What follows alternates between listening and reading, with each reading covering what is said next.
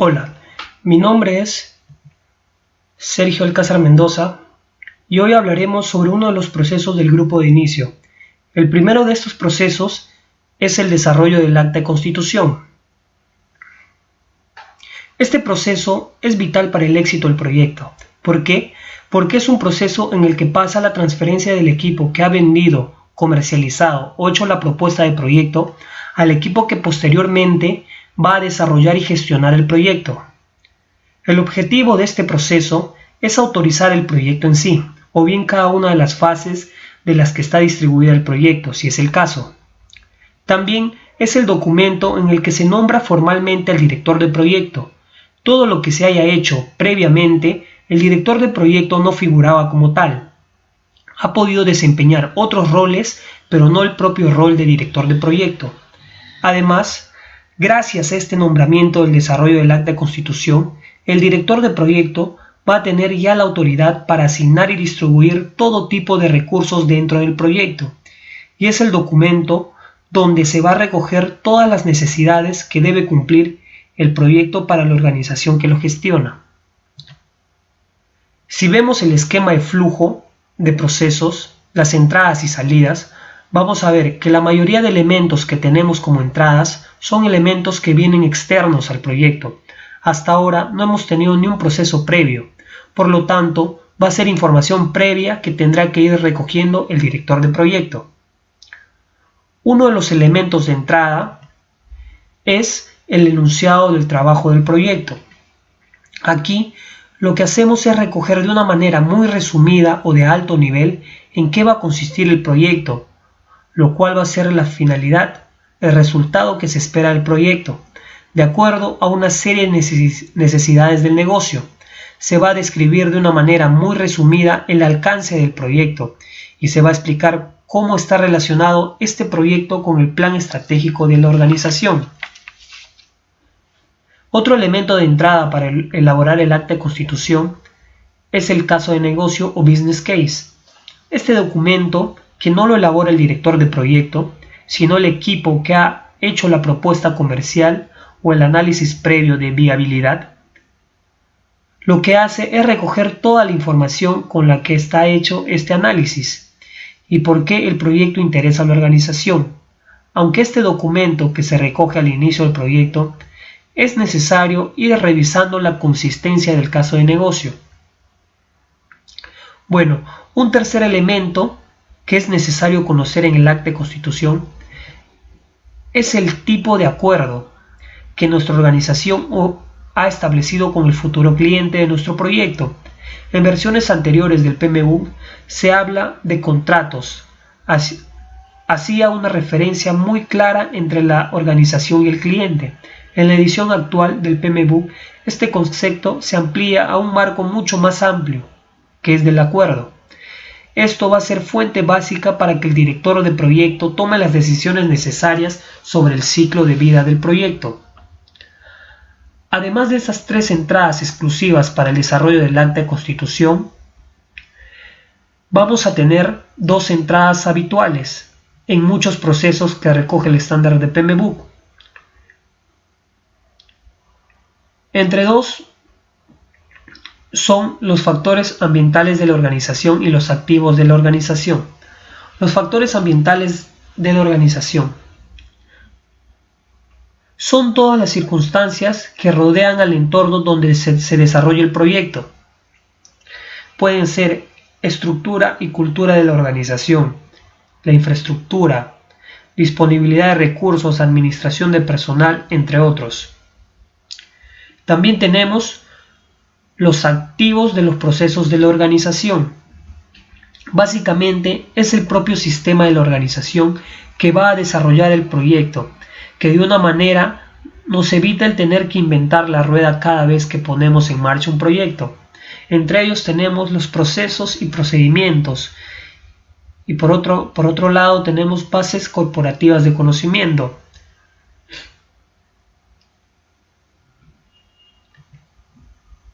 Para el manejo de todo esto debemos utilizar técnicas y herramientas que se recomiendan Entre ellas tenemos el juicio de expertos y técnicas de facilitación. En juicio de expertos podemos tener consultores, otros miembros de la organización, asociaciones profesionales, entre otras. Y en técnicas de facilitación tenemos tormenta de ideas, resolución de conflictos o guías.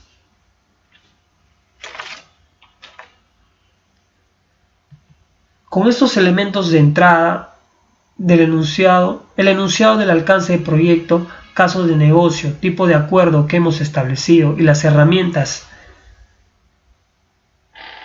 y técnicas que se nos ofrecen y las entradas habituales que son los factores ambientales y activos de la organización,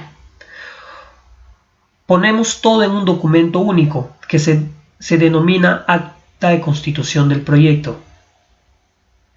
¿Qué información debería recopilar este documento? Y como siempre es una recomendación. Como mínimo se recomienda propósito o justificación del proyecto, objetivos medibles y criterios de éxito, requisitos de alto nivel, asunciones y restricciones, descripción del proyecto de alto nivel, identificación de los riesgos de alto nivel. También tenemos presupuesto resumido, lista de interesados, asignación de responsabilidades y nivel de autoridad, nombre y autoridad del patrocinador del proyecto, entre otros.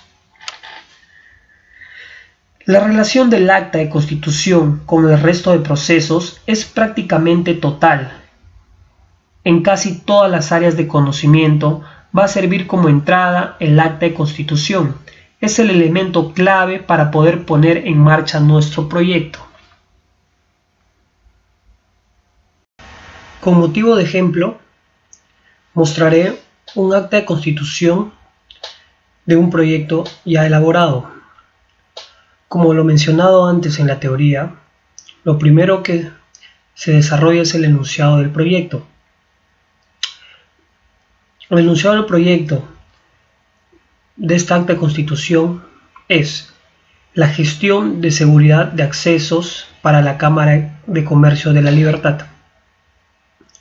Tenemos el enunciado del proyecto, el sponsor, el representante del sponsor, datos que debe llevar el acta de constitución. También tenemos una breve lista de los interesados del proyecto, que tenemos que detallar el cargo, el nombre o organización, teléfono y su email. Tenemos un breve resumen ejecutivo de qué es lo que está pasando actualmente dentro de la empresa que se va a desarrollar el proyecto.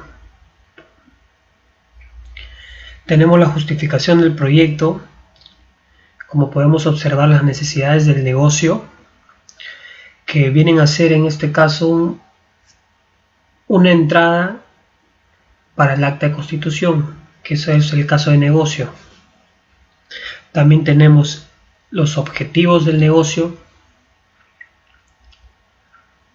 una breve descripción del proyecto, de qué es lo que va a desarrollar el proyecto y cuál es la finalidad de ello. Tenemos los primeros alcances preliminares del proyecto, las asunciones con las que se va a trabajar, las restricciones, qué no se va a desarrollar en el proyecto, los requerimientos del proyecto, como podemos observar acá,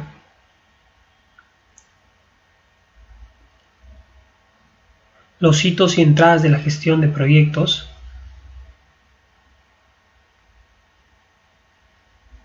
los recursos que vamos a utilizar, una breve descripción de riesgos, el impacto y la probabilidad.